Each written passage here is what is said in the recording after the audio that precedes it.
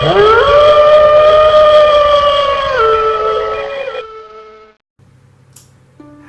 absolutely delightful. Hello, my little cubs! I'm your host, Professor Nicodemus Beasley, and welcome to Wolf Moon Cinema. Crestwood House Monster Books. Perhaps no other thing inspired so many monster kids with these delightful, Halloween-colored tomes of terror. Well, tonight's feature film is also on the topic of Wolfmen. It is 1942's The Mad Monster, produced by Studio PRC, the same Poverty Row studio that gave us The Devil Bat. This film stars George Zucco as a vengeful scientist who, in the thick of World War II, attempts to create an army of super soldiers using blood transfusions from wolves. Essentially, he wants to create this right here. So, this film also stars Glenn Strange, best known as the actor who took over the role of Frankenstein from Boris Karloff in the Universal Studios cycle, stars as Pietro, his mentally challenged wolfman. So, sit back, relax, and enjoy The Mad Monster.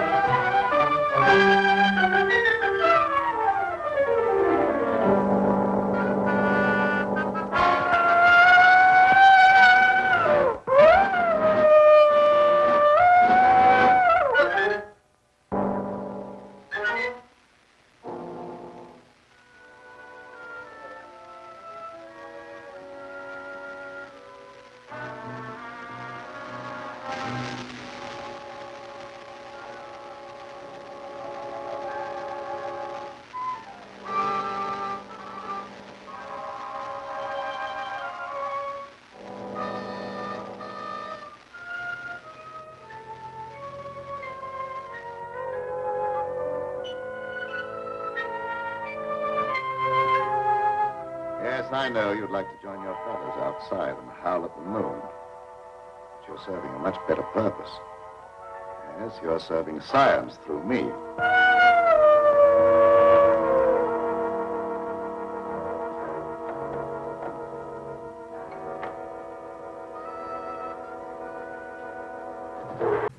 I don't think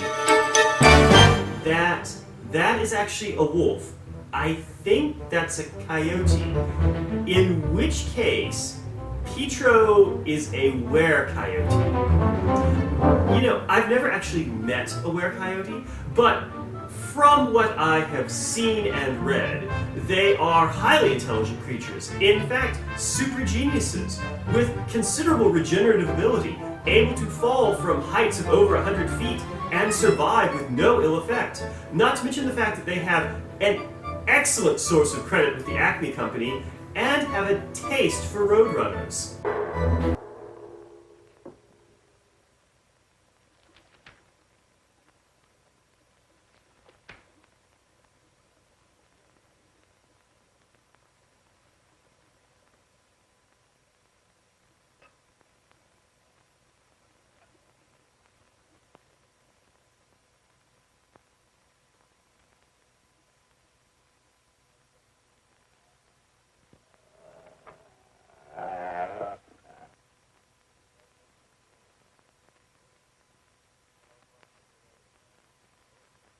Are you quite comfortable, Pietro? Sure, Doctor. You're not afraid?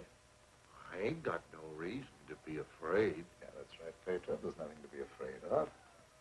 Nothing at all.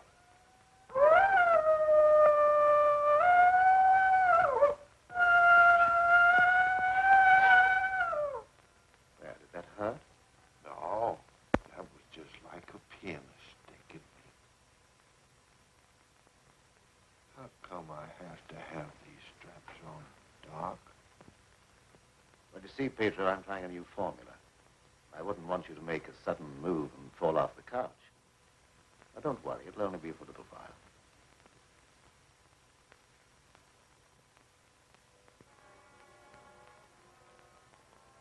How do you feel now? I feel just like I always did when you stick me with that thing. I'm kind of sleepy. I want to sleep now.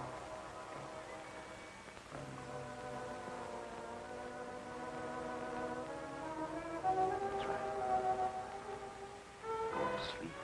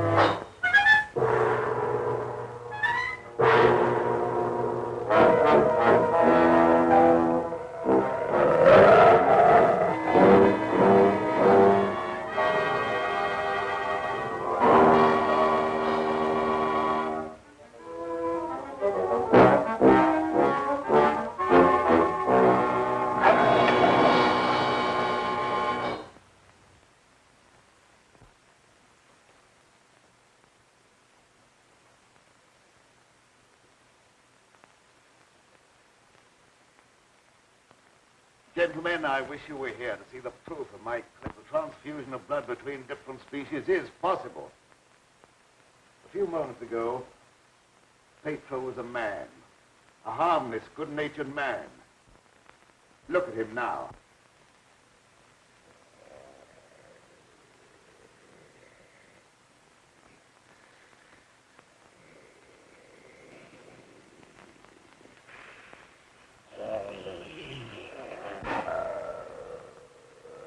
He's no longer human. He's a wolf, snarling, ferocious, lusting for the kill. You're looking at a scientific miracle, gentlemen.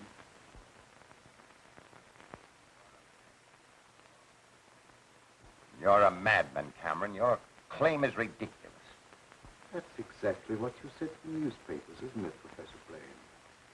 That I was a madman, not fit to occupy a science chair at the university. Perhaps you'll change your mind one day, soon, when Petro tears at your throat. Poppycock. You may laugh if you want to. But look.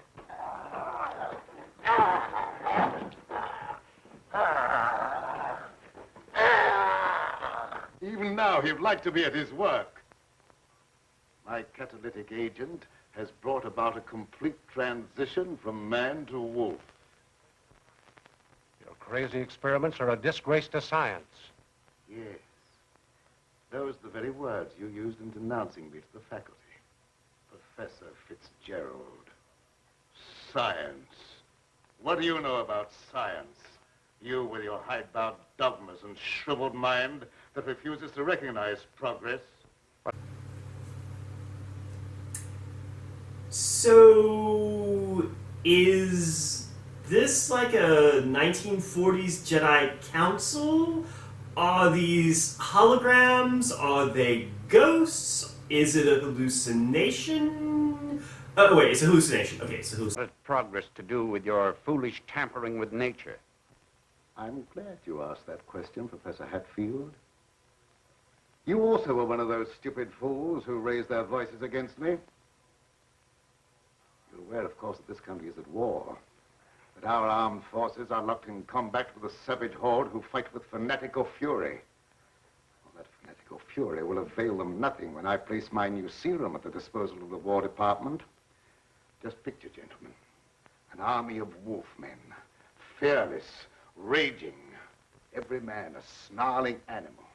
My serum will make it possible to unloose millions of such animal men. Men who are governed by one collective thought, the animal lust to kill without regard to personal safety. Such an army will be invincible, gentlemen. Such an army will sweep everything before it. Your scheme is too utterly fantastic, Dr. Cameron. You're fools, all of you. Poor, blind fools, especially you, Dr. Warwick. Assuming that what you say is true, how would you control these wolfmen? I perfected an antidote that induces the return of immediate normalcy. And I suppose that it would be an easy matter to round up 1 million wild animals and administer an antidote.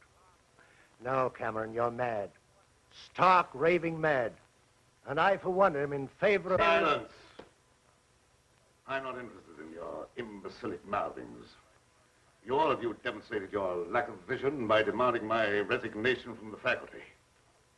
Well, you accomplished your purpose. You cast me out. You robbed me of everything that I held most dear in life.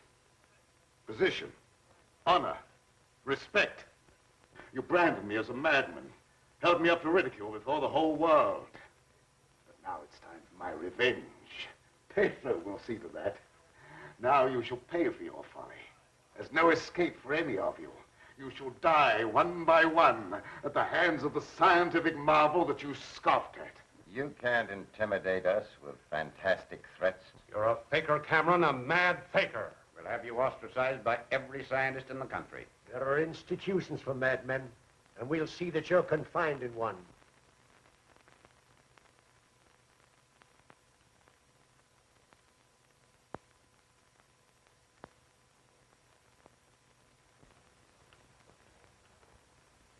You will see, gentlemen.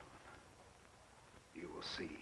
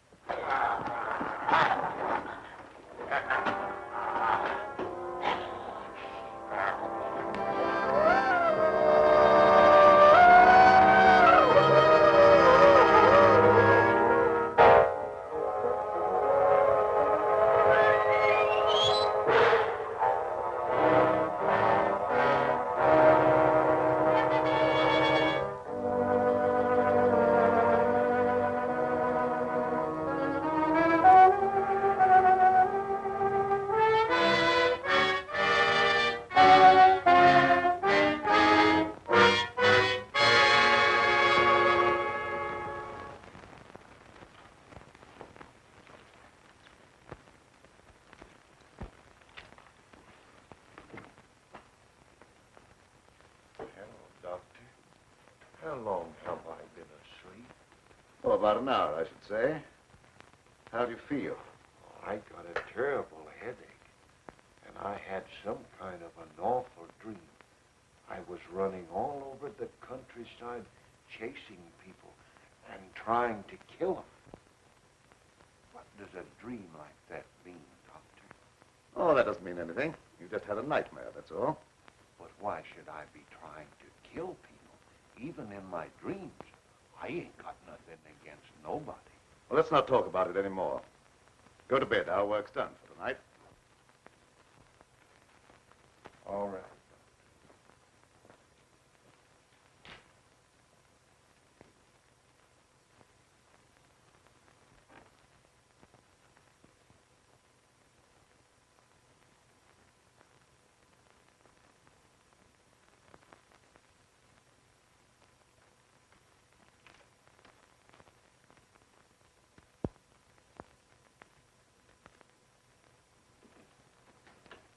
Evening, Miss Lenora. Good evening, Pedro.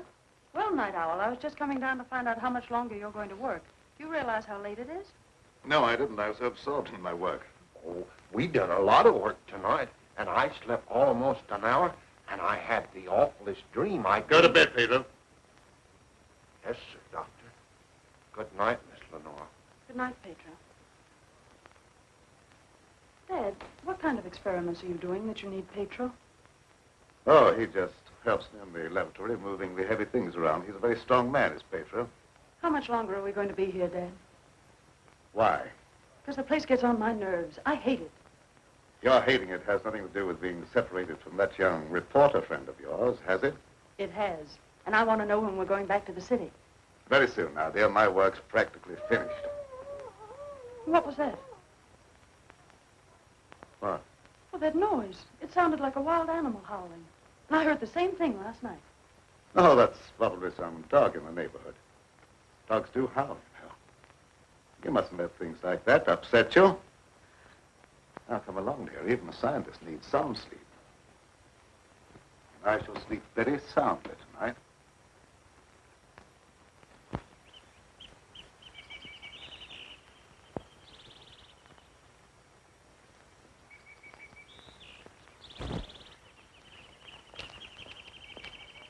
Good morning, Petro. Good morning, Miss Lenora. I was hoping you'd come to the garden this morning. I got something for you. Oh, they're lovely. Thank you. I'll pick some for you every day if you like 'em. Well, that's very kind of you. What's the matter, Miss Lenora? Petro, I don't like this place. No, I guess you feel about this place the same as I do. I'm afeard of it, especially at night when the mist comes up out of the swamp. Of course, it's all right when the sun's shining like it is this morning. Are there any wild animals around here? Oh, yes, there's lots of them. How come you ask? Oh, I was just curious. Say, Petro, what do you do when you work with Dad in the laboratory? Well, I don't rightly know. Besides, I ain't supposed to tell nothing. Your pop made me promise. Oh, well, you can trust me. I wouldn't tell anybody. Well, No, I ain't saying nothing. Morning, dear. Good morning, Dad. You sleep well? Yes, very well. Well, look at the flowers that Petro gathered for me. Very pretty. I'm afraid you'll have to give up your gardening for the time being, Petro. I want you in the laboratory. But, Doc, if I don't keep at this stuff, how am I ever going to make it look pretty? And I like pretty things. We shall leave this place long before you're able to beautify it. Gardening really isn't very important. Come along with me.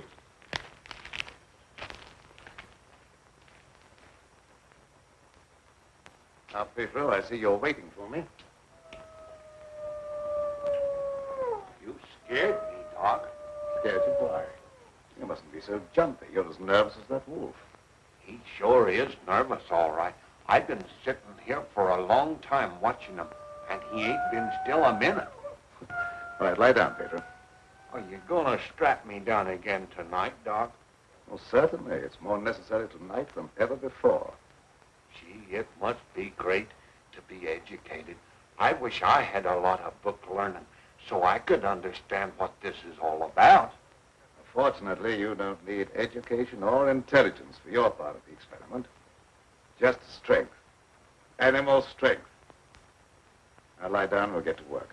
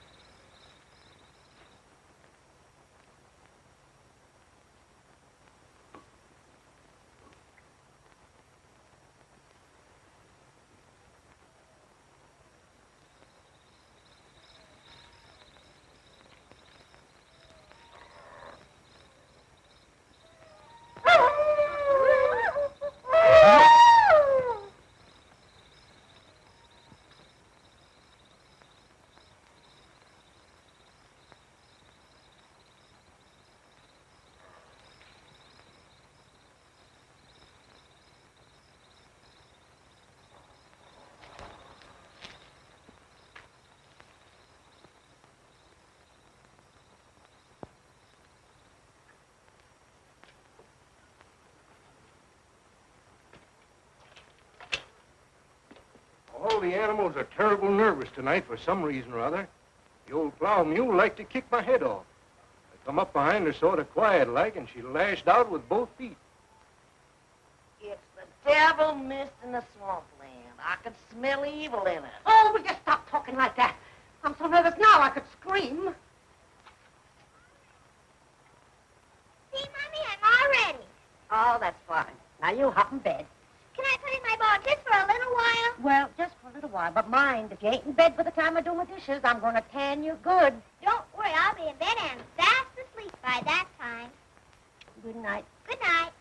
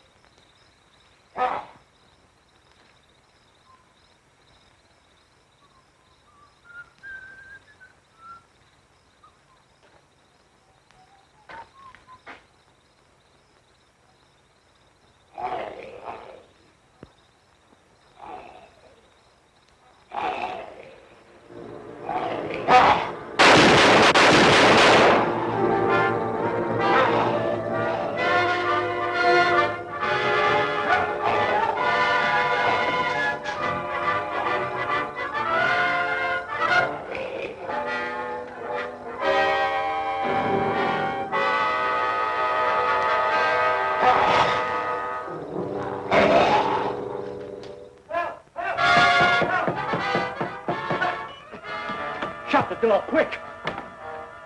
I never seen anything so awful in my life. What are you talking about? Something took after me down in the swamp. What was it? I don't know whether it was a man, a beast, or old Satan himself. Have you been drinking? Not a drop, so help me. I let him have both barrels of my shotgun, but that never even slowed him down. No, you can't kill him no ways, except with a silver bullet. I'm telling you, it was something awful.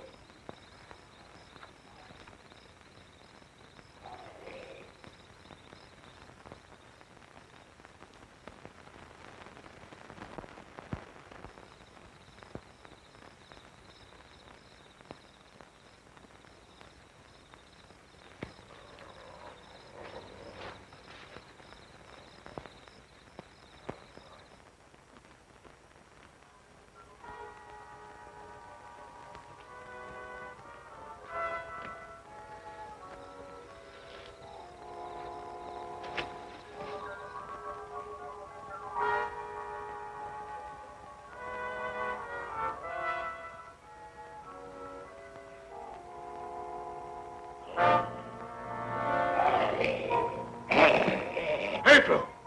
Lie down on that couch. Lie down!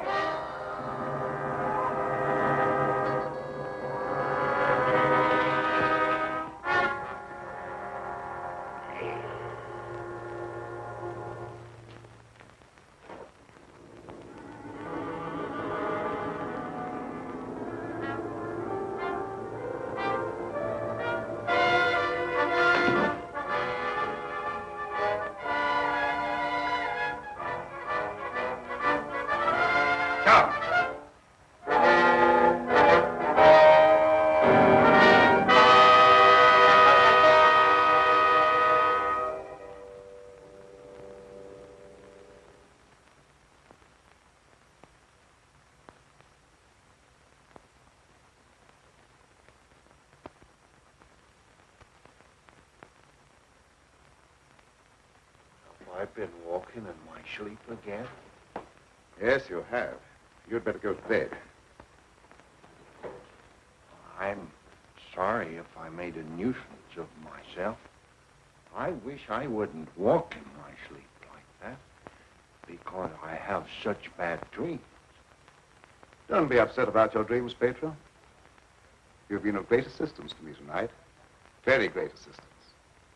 In fact, I'm going to reward you by taking you to the city with me. You mean I can go along with you and ride in the car? Yes. While we're in the city, we'll make calls together. First, we will call upon a pompous gentleman called Blaine. Professor Blaine.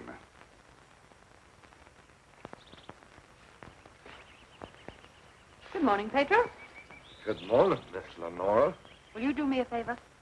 You know I'd do anything for you. Well, I want you to mail this letter for me when you go into the village. And it's already stamped. Yes, ma'am. I'll take that letter. Dad. Give me that letter.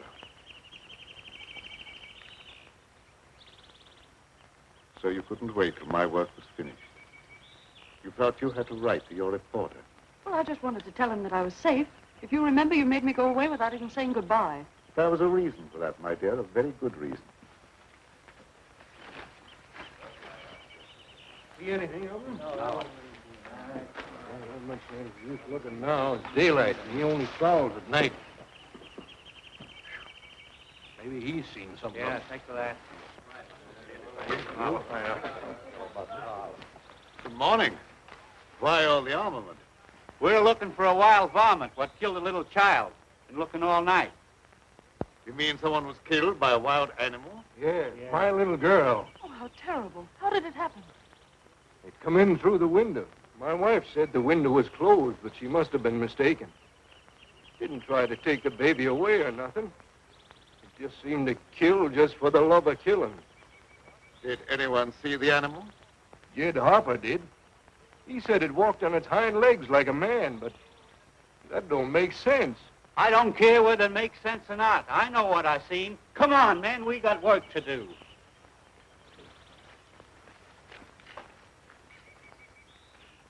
What do you make of it, Dad? Predatory animal that opens windows. That would be very interesting to science, wouldn't it? Its dominant urge is to kill and destroy even when unprovoked.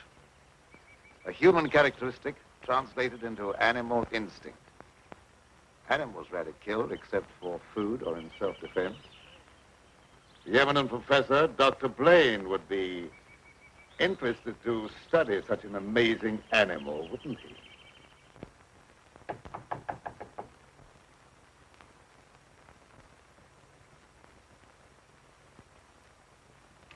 Well, come on in, Tom. Glad to see you. Good evening, Dr. Blaine. I came in through the garden so as not to disturb your housekeeper. Sit down. Even if Martha has dozed off, which I think she has, a full alarm of fire wouldn't disturb her.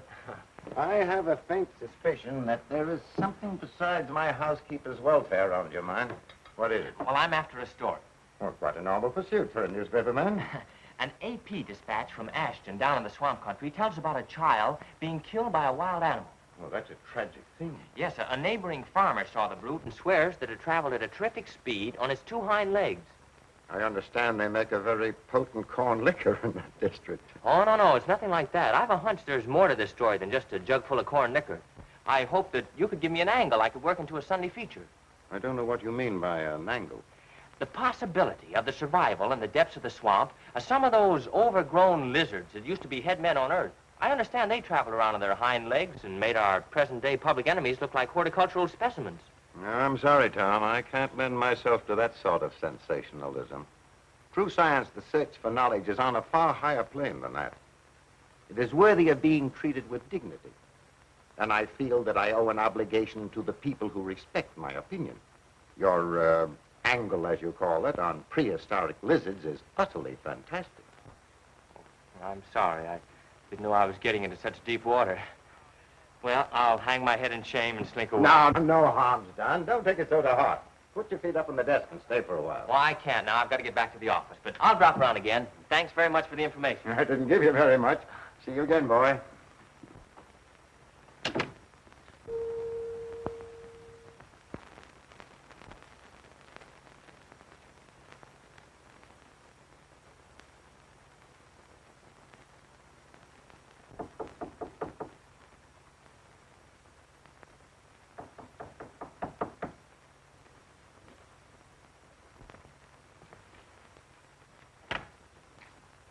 Blaine. Surprised to see me? Yes, I confess I am. Come in. Sit down. Thank you. You shouldn't be surprised, Blaine. I told you that I'd come back when I could prove my theory to your complete satisfaction. You say you've proven that wild theory? Well, I'm here. You don't think I enjoyed your comments so much that I came back merely to hear you repeat them? Any comments I made were an expression of honest opinion. I will retract any statement proven to be untrue. Do you think that will cancel your obligation? Do you think a retraction will pay me for the humiliation of being held up to public ridicule, for having my scientific reputation blasted, for being forced to resign from an honorable position? I deeply regret any possible injustice, but my rejection of your theory was not intended as a personal persecution. I'm sorry. I apologize, Dr. Blaine. I suppose we're all prone at times to lose sight of the true perspective. Well, let's say no more about it. I'll gladly consider anything in support of your theory. I'm not asking you to take my word for anything. Just to believe the evidence of your own eyes. Pedro.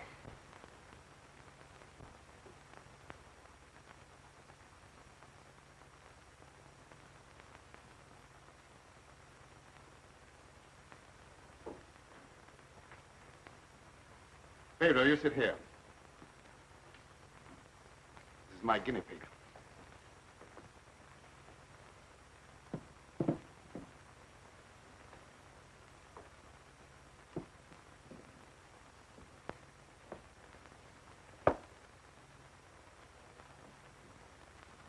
You're aware of the nature of this experiment? We've been doing this a long time. You may rest assured the experiment is a proven success. Otherwise, I wouldn't be here. What good can come with tampering with the normal laws of nature? A great deal of good. An invincible army, for one thing. You'll understand when you see the results. I abhor whatever appears to be a perversion of science. Mingling the blood of man and beast is downright sacrilege. I have no sympathy with such maudlin sentimentality. I propounded a theory which you denounced publicly as being ridiculous. The result of a disordered mind. Are you trying to squirm out of facing the possibility that you may be wrong? Not at all. I will cooperate in any way possible.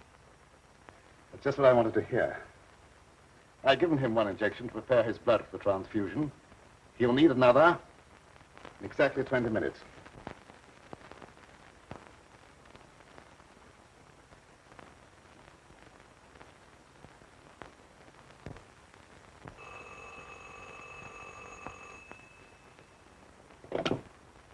Hello? Is this Magnolia 37136? I'd like to speak to Dr. Lorenzo Cameron, please.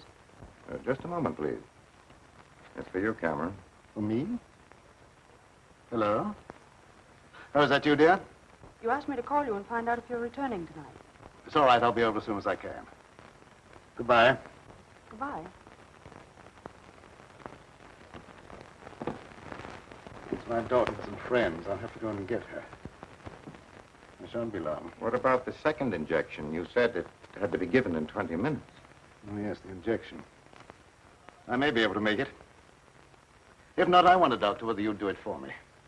Why, yes, I guess so. That's very, very kind of you. Pedro, you stay here and don't bother Dr. Blaine. No, sir, I won't bother. Of course, it's quite possible, Doctor, if I don't get back, that you could ensure the failure of this demonstration by forgetting the injection. I'll have to take that chance. Don't worry. Even if I lacked a sense of honor, pride would hardly allow me to stoop to such a level. I shall give him the injection if you're not here by 12. At 12, precisely.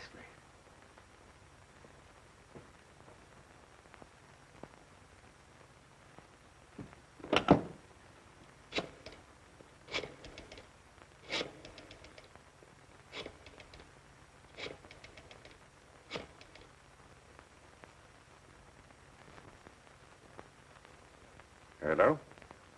Hello, Fitzgerald? Yeah, is that you, Blaine?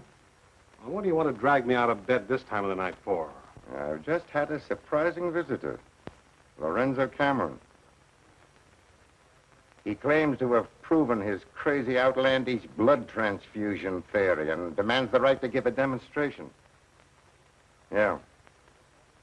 No, he's not here now. He'll be back after a while. Why don't you come on over? All right. I'll get dressed and be over right away. Expect me in about 10 minutes.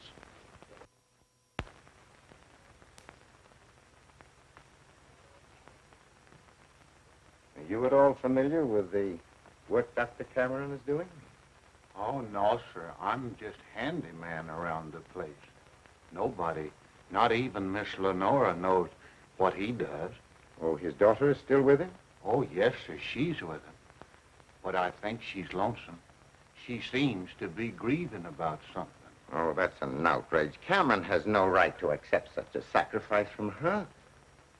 Oh, I don't like being a busybody, but she's such a fine girl, and a certain young man is just the tonic she needs to make her happy. Where do they live? Dr. Cameron rented the old Danfield homestead house about 4 or 5 miles from Ashton. It was a fine place, but ain't been nobody lived there for a long time, and the weeds kept growing closer to the house till they about swallowed up everything.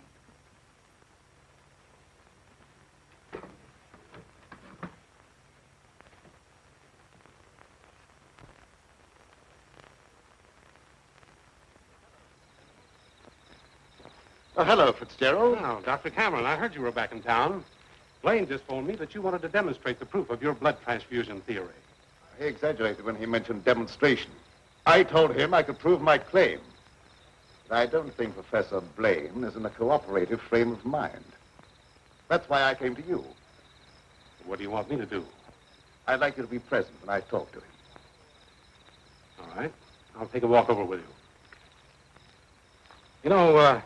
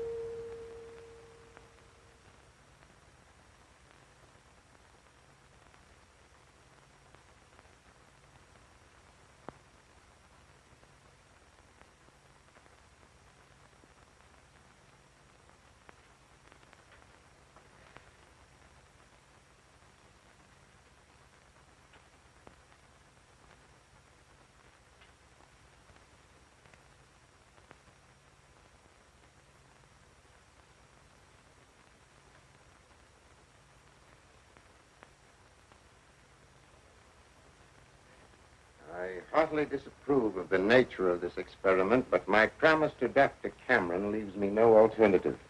Sure. Roll up your sleeves.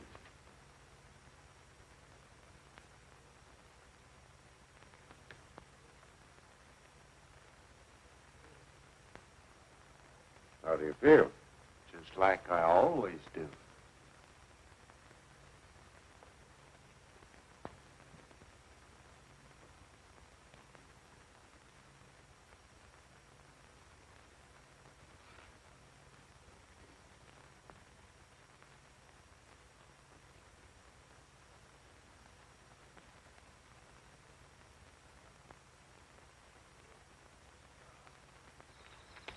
Well, here we are.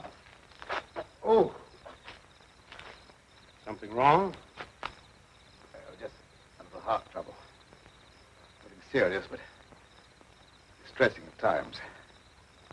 I'll be all right after I rest a minute.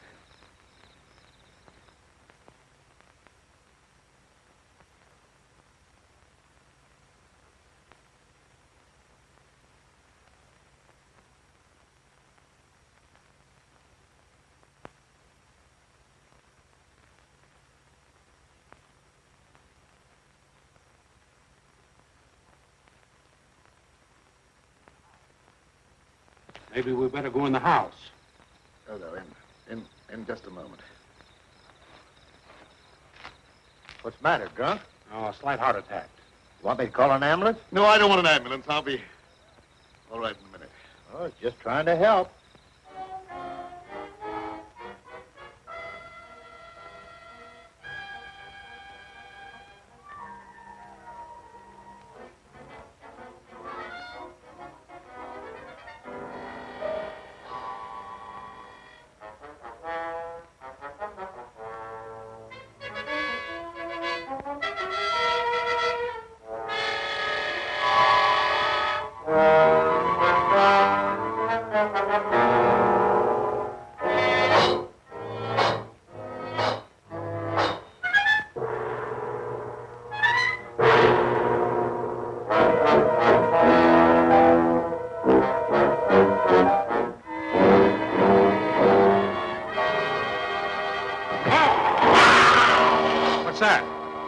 come from the house.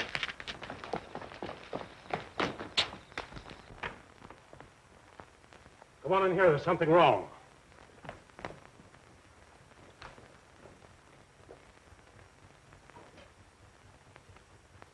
I'll say there's something wrong. Give me police headquarters and make it fast. Hello, Sarge. This is Dugan. I got a murder on my beat. Right away.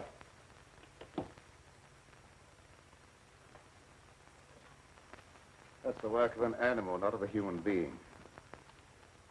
What do you know about this? How could I know anything? I was with you. Officer, my heart's beginning to trouble me again. I can't be of any use here. I may as well leave. Sure, go ahead. I can't pretend to feel any great sorrow. But then my feelings are of no importance one way or the other. Good night.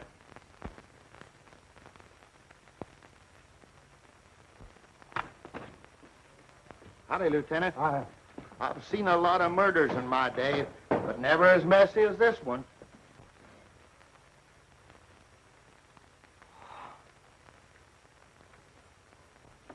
This should make a gory enough story for your paper? This is more than just a story to me. He was my friend. There was a couple of college professors arguing outside and using a lot of big words. They followed me in here, and I heard one of them say that some kind of a dangerous animal done this killing. Well, how could a dangerous animal be roaming around the city? Well, I don't know. Guess he got away from a zoo or a circus or something. I'll check on that angle.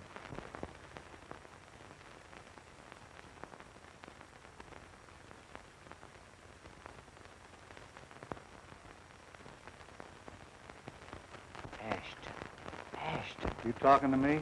No, I was just trying to remember something. Ashton. I got it. An AP story came in from Ashton the other day about a child being killed by a weird animal from the swampland. What do you mean, weird animal? A farmer swore it wasn't human, but that it traveled on two legs like a man. Oh, he was crazy or drunk. There ain't no such animal. Anyway, how could he get way up here? I wish I knew.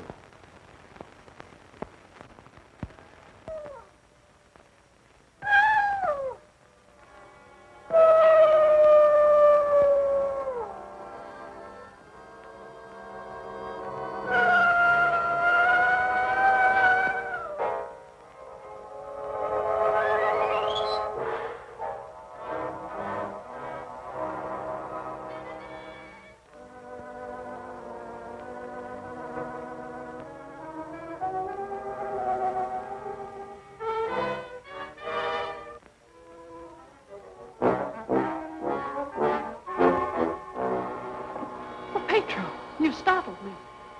Oh, what's the matter? Why do you stare at me like that?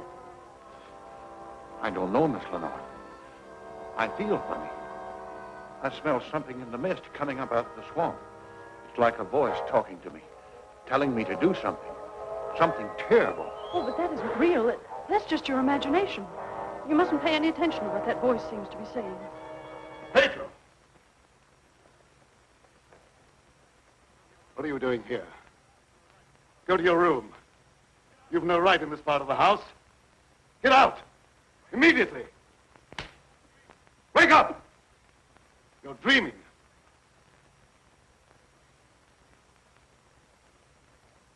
I don't know what's come over me. I must have a touch of swamp fever. That's very likely. Now go to bed. I'll get something for you. Yes, sir. I'm sorry if I made a nuisance of myself.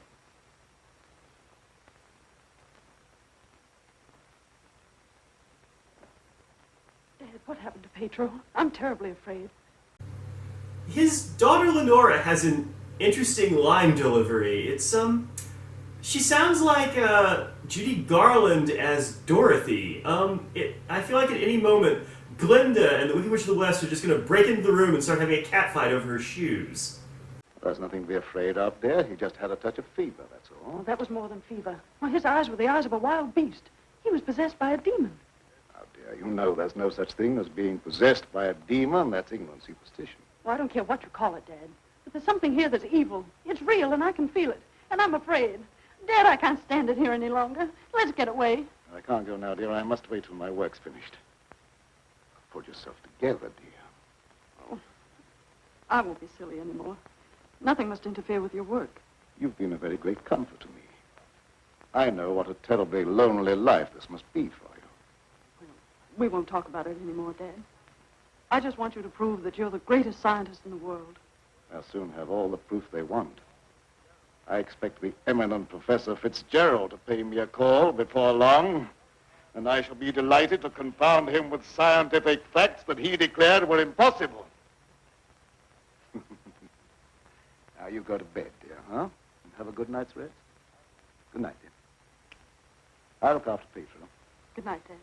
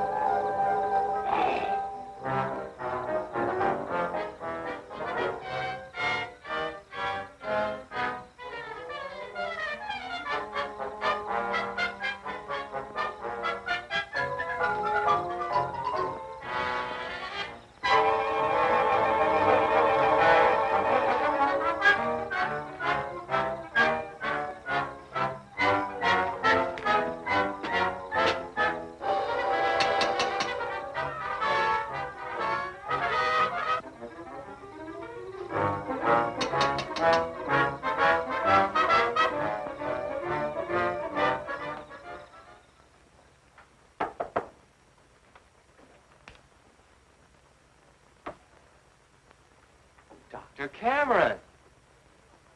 So, you're the owner of this haunted castle. What do you mean, haunted castle? Well, maybe I did just have the jitters, but I thought something was prowling around out there. Did you see anything? No, not even positive I heard anything. Just a feeling. That's not very definite, is it? Tom!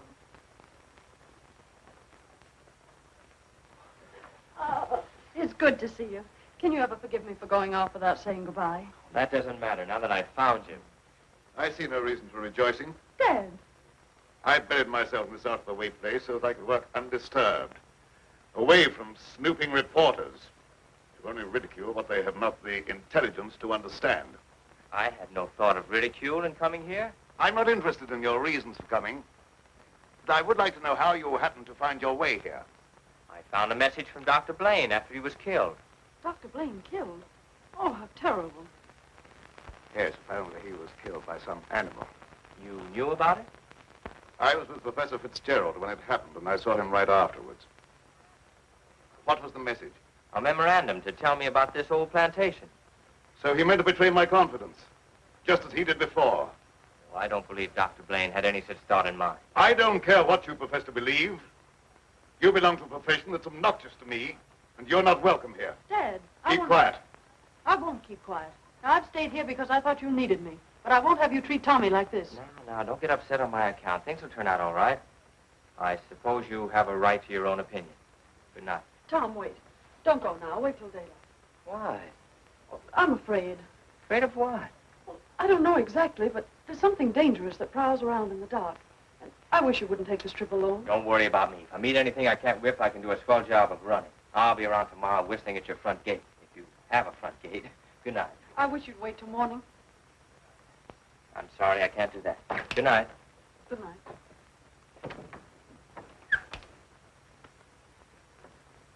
Ed, if anything happens to him, I'll never forgive you. He had no business to come here.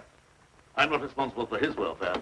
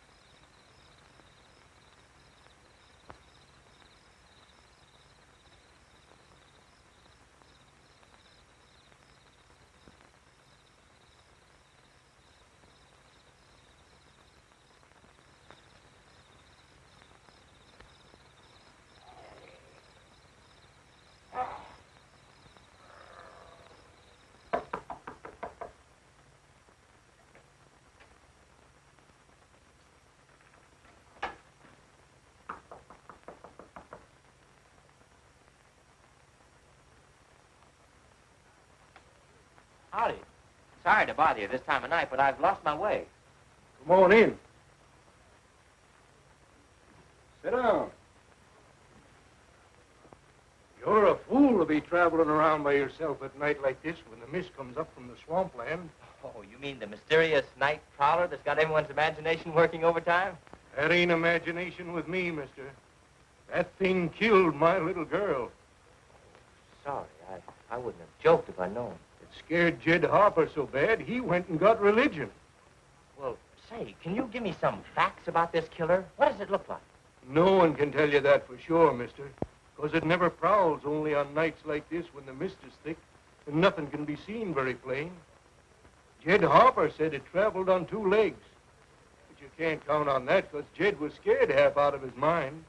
Besides, the mist was extra thick that night. You better stay here the rest of the night, mister. I can't offer you a bed, but I'll make you as comfortable as I can. Well, thank you very much.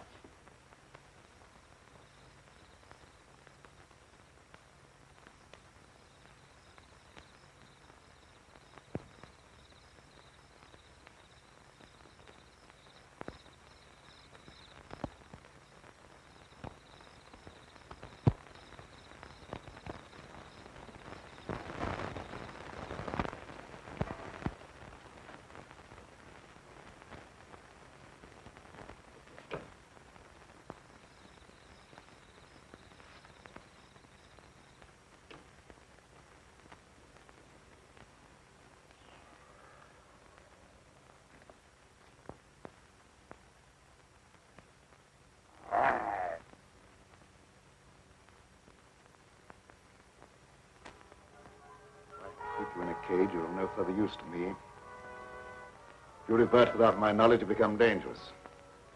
I hadn't thought of that possibility. On your couch, Pedro. Down!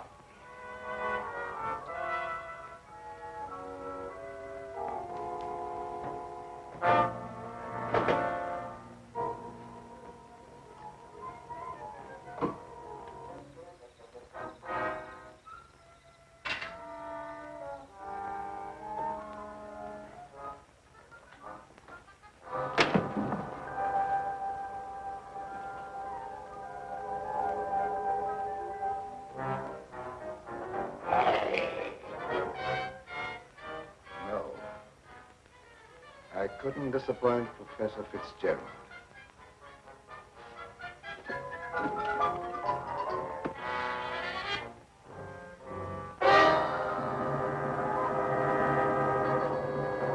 Get down, people. Down!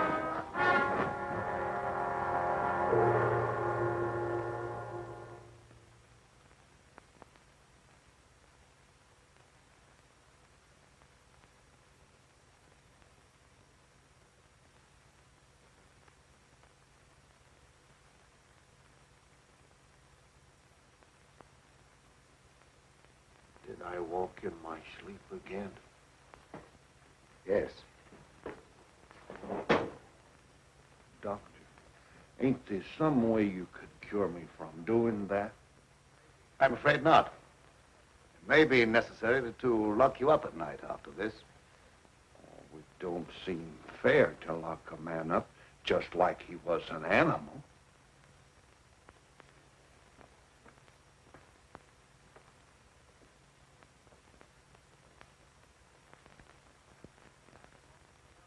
Seth Appleton started home with the jug under his arm last night. They found him in the swamp this morning. He'll never lift another jug. Was he murdered? Yep. And he weren't a pretty sight to look at, neither. There must be some natural explanation for this thing you're talking about. It's a werewolf. You can't kill him no way except by a silver bullet. I can't see myself giving that story to the city editor. He told me right out of my ear. That killer ain't human. You'd know that from one look at the body. I saw a victim of just such an attack. I wonder if there could be a possibility of any connection between them. I've been telling you all along. It's a form of a human who sold his soul to the devil. In the light of day, he walked like any other man on the earth. At night, he takes on the form of a wolf. Then you never heard of any killings by strange animals around here until recently? Why does he keep asking me all them questions? Well, all newspaper men are like that. He doesn't mean anything by it. Well, you go ahead. He won't bother you anymore.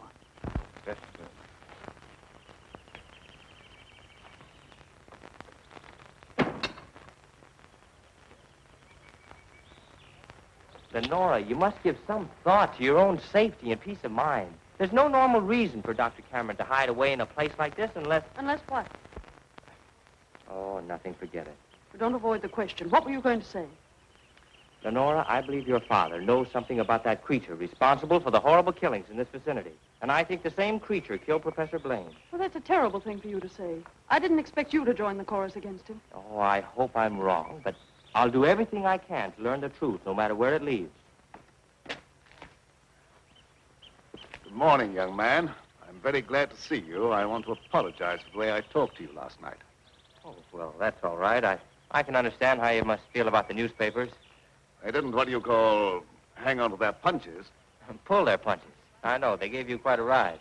But I didn't write any of that stuff. Oh, I know. That's why I'm so sorry the way I received you. If you're interested in scientific research, I'd be glad sometime to show you what I've accomplished. Well, thanks, Doc. That's very nice. And now, if you'll pardon me, I'll leave Lenora to entertain you. Okay. That doesn't sound as if he has a secret to hide, does it? Why, no. And I never before was so glad to be wrong.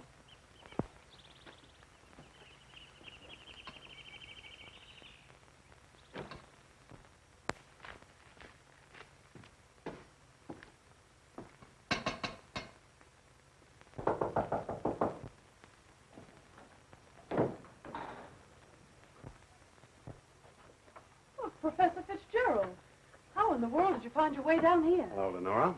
Your father wrote asking me to come. Is he here? Yes, and he'll be very glad to see one of his old friends. Ah, Fitzgerald, this Doctor? is an unexpected honor. I hardly dared hope that you'd accept my invitation. Well, if you've made a worthwhile scientific discovery, I want to be the first to congratulate you. I shall be delighted to give you that opportunity. Well, the things that you two have to talk over are way over my head, so I'll leave you alone. Oh, now, don't run away. I promise to limit myself to words of 2 syllables. That'll take all the fun out of the discussion. I'll see you after a while. Thanks. Shall we go into the lab? You wish? You're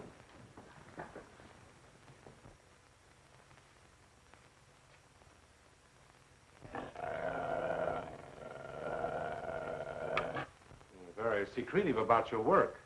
I have to be to keep out intruders. You seem to be excellently equipped. Now, good tools are the first requisite of good work. Sit down, Mr. Professor. Thanks.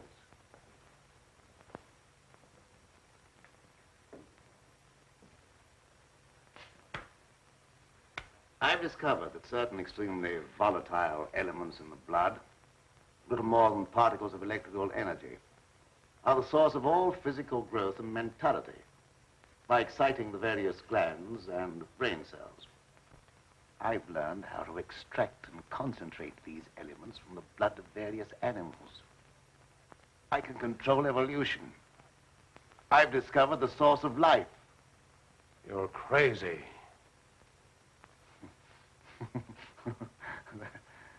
That has a familiar ring. You told the newspapers I was crazy once, didn't you? I didn't know that you invited me here to reopen an old controversy that was very disagreeable to all concerned.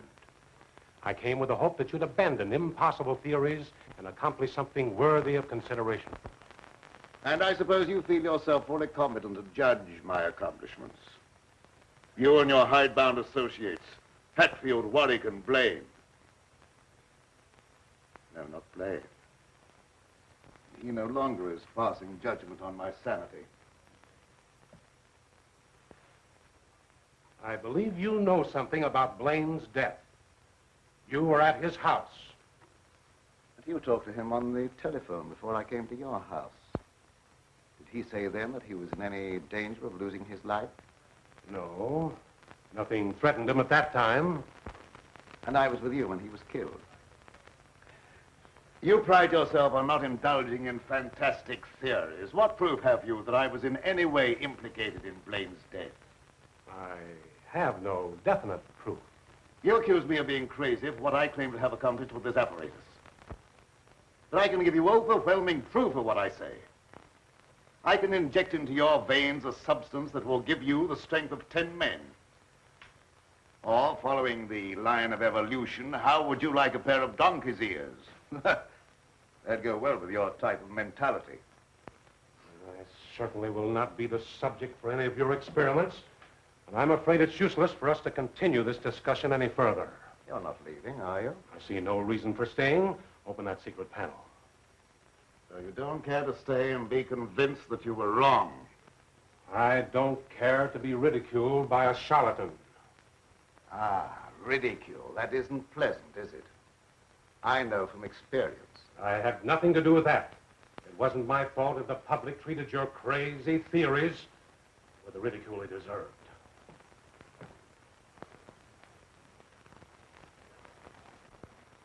Fitzgerald. Well? Would you do me a favor? What is it? I have to send my hired man into town. Would you mind taking him with you?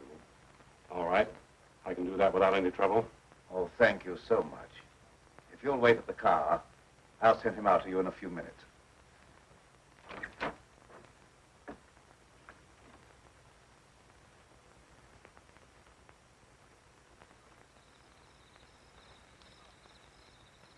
I'll get in the car, Peter.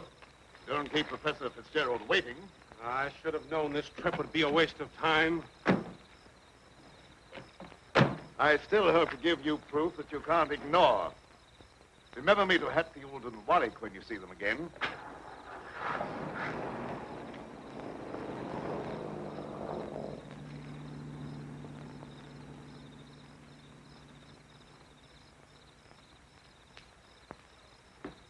Why did Professor Fitzgerald leave so soon? He wasn't impressed by the possibilities of my line of research. Oh, well, don't be disappointed. There's no credit to his intelligence. You're a great scientist, and someday you're going to startle the world. You're right, dear. I'll startle the world.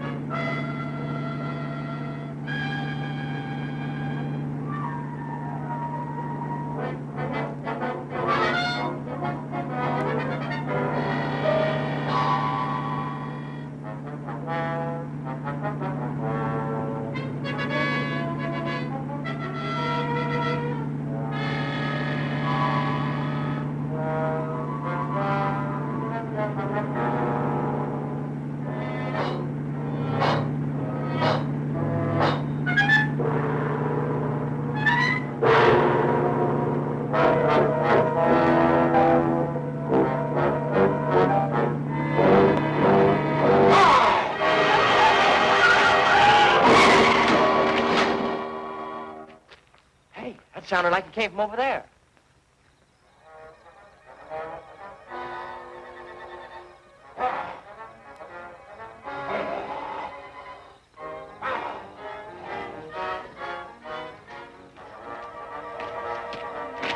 I didn't see a thing.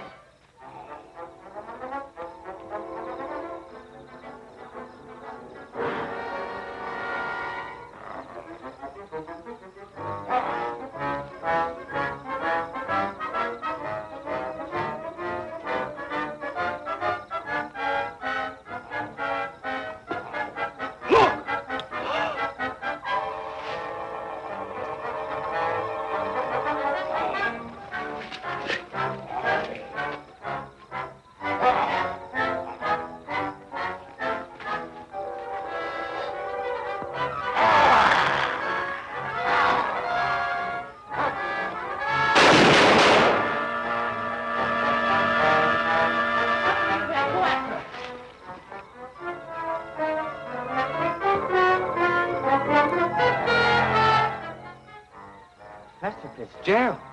Is he dead? Still alive, but unconscious. Where can we take him? You can take him over to my place, but the old Danfield house is handier. We'll take him there. I don't know how badly he's hurt. One of you men go for a doctor. Come on, give me a hand. Take it easy, fellas.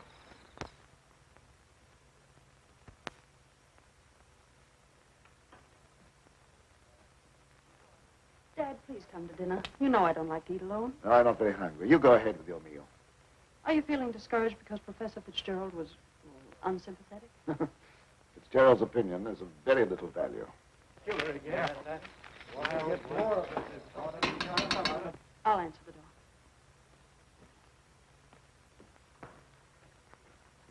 Come on in. Tom, what happened? I found Professor Fitzgerald badly hurt. Oh, bring him in. Take him upstairs. Tom, how did it happen? Oh, he's another victim of that mysterious werewolf or whatever it is.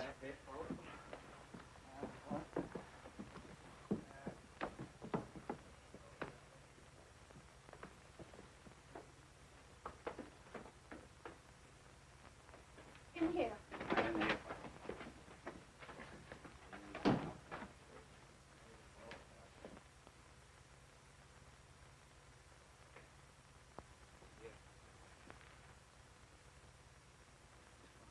Easy now.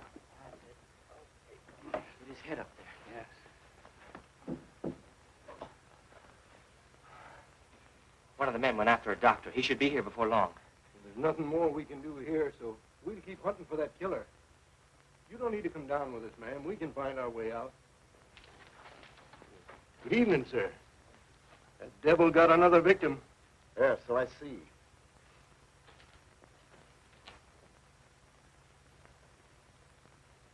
I was surprised to see Professor Fitzgerald in this neighborhood. He came to see me. How badly is he hurt? I don't know yet. We'll find out as soon as the doctor gets here. When he regains consciousness, we'll find out who or what has committed these horrible killings. Yes. It'll be very interesting to hear what he has to say.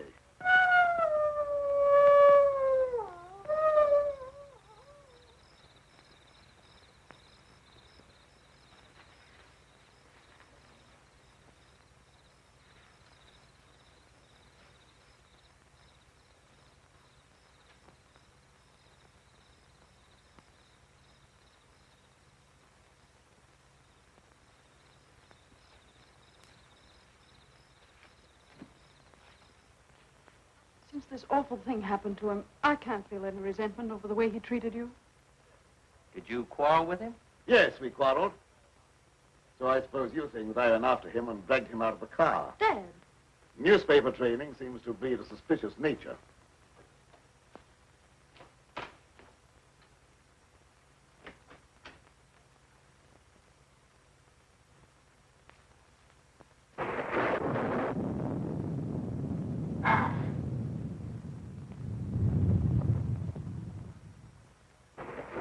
I wish you wouldn't try to antagonize him. I wasn't trying to antagonize him. He didn't give me a chance to finish.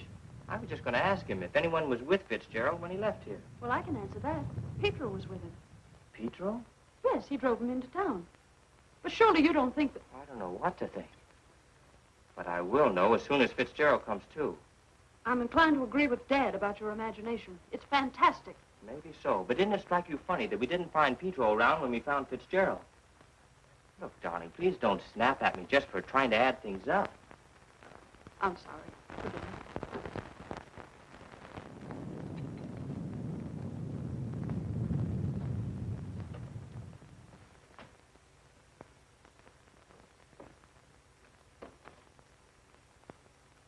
He's still unconscious. Oh, he must regain consciousness, even if only for a few minutes. So much depends upon it. That must be the doctor. Oh, I'll go down with you.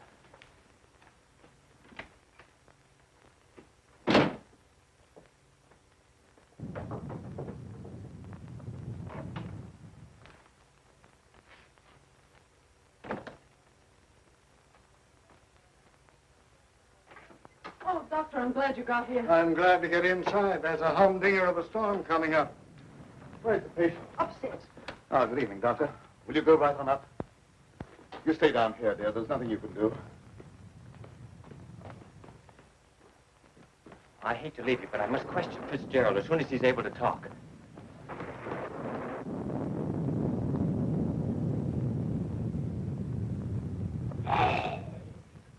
Reckon it's a little late for me to help. The man's dead. Dead? Yes, that's too bad. We were hoping he'd throw some light on a matter of great importance. Well, I'll be getting back to town before this storm gets worse. I'll send the coroner out.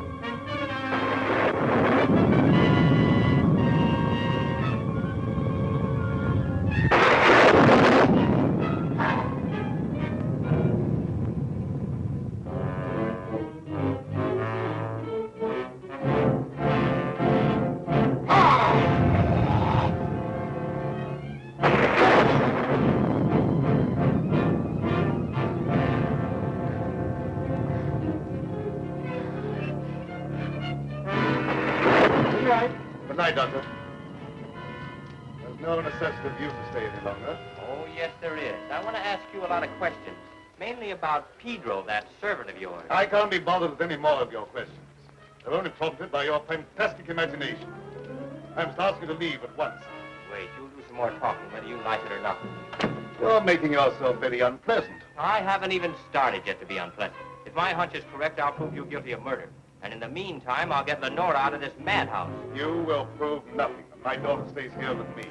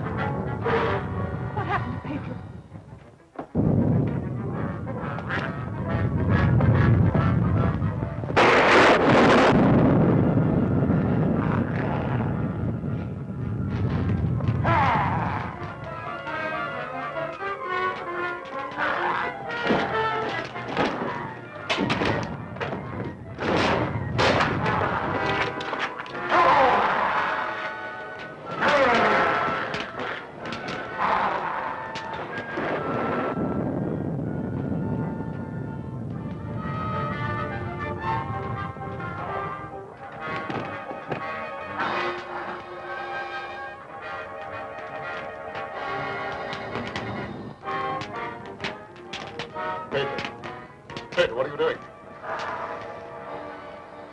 Pedro! Pedro! Get back! Pedro! Pedro! Get back! Pedro!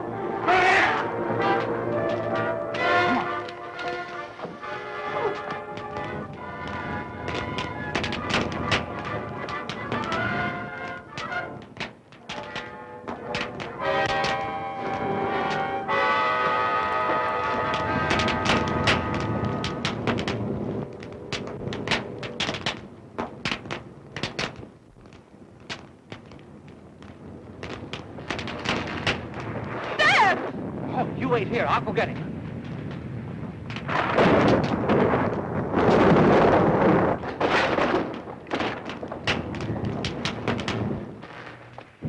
Where? Oh,